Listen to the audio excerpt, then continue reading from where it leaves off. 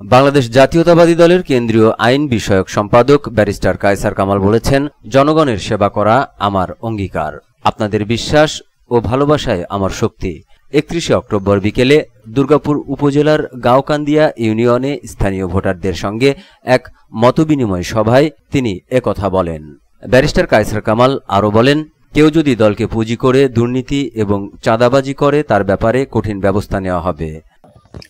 এমন কোনো কাজ করব না যেন আমার বাড়ি ছেড়ে গিয়ে থাকতে হবে। আমি চাইব না আমার সভাপতি আহাদ সাহেব যেন দল ক্ষমতার থেকে চলে গেলে ইয়া ময়মনসিংহ উঠন লাগবে।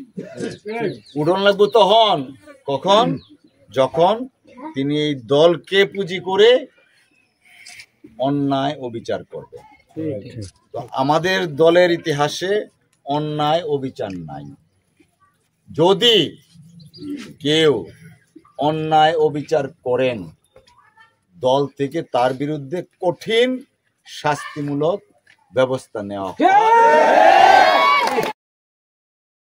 এ সময় তিনি স্থানীয় জনগণের বিভিন্ন সমস্যা ও চাহিদার কথা শোনেন এবং বিশেষ করে শিক্ষা, স্বাস্থ্যসেবা ও কর্মসংস্থান খাতে উন্নয়নের প্রতিশ্রুতি ব্যক্ত করেন।